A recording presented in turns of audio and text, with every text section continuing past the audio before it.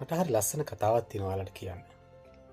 දවසක් මම මේ රටේ ඉන්නකොට මට උණ හැදුනා. දවස් 2-3ක් මට උණ හැදිලා හරි අමාරුයි, ඇඟපත රිදෙනවා, ගොඩක් අමාරුයි ඉන්නකොට මේ ගෙදර අම්මා මට කියනවා ඔයාට ඇඟපත අමාරු නේද, ගොඩක් රිදෙනව නේද? ඔක මයිගාව ලස්සන බෙහෙතක් තියෙනවා, හොඳ බෙහෙතක් තියෙනවා.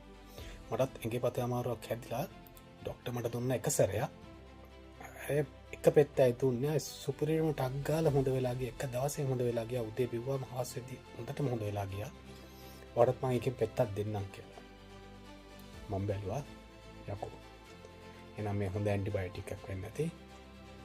සුපිරිම බෙහෙතක් වෙන්න ඇති. එහෙනම් ගන්න ඕන බලන්න ඕන කියලා මම ගියා අම්මත් එක්ක. මේ අම්මගේ වයස අවුරුදු 84යි. ඉඳලා විතර කළා ඉන්නේ කෙනෙක්. ඊටසේ මම ලාච්චු ඇරලා අර දුන්න පෙත්තක්. ඒ පෙත්තේ නම කමෝල්. කැමරක මේ කමෝල් කියන පෙත්තේ නම කොහොමද බෙහෙතක් ගබ්බිවම හොඳටම ඇති කියලා. මම ඉතින් ඒක ළඟට අරන් බැලුවා මොකද්ද මේ පෙත්තේ ගහලා තියෙන මොනවද කියලා. හේතු වලින් තිබ්බේ මේ රටේ භාෂාව නිසා. මම ට්‍රාන්ස්ලේට් උත් දාලා බැලුවා. බලන්න යටින් ගහලා තියෙන ලස්සන නමක්.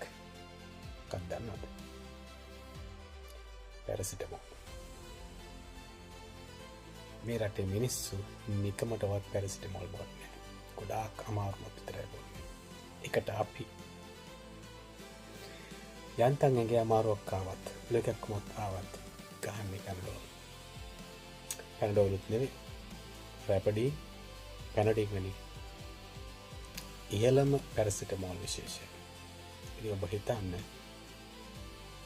ඔබ කොයිතරම් අවාසනාවන්තද කියලා. මේ රටේ මිනිස්සු 84ක් ජීවත් වෙනවා. කිසිම කරදරයක් බාධකයක් නැහැ. එම්බිසාවට බේතක් ගන්න. උණක් පතක් ආවත් බේතක් ගන්න. කලාතුරකින් තමයි පැනඩෝල් පිටක් අහුවෙන්නේ. මෙච්චර දියුණු වෛද්‍ය විද්‍යාවක් තියෙන අපේ රටේ මිනිස්සු පොඩි දෙයකට පැරසිටමෝල් ගන්නවා. දෙයියන්ගේ පිටයි. හිතන්න යමක්.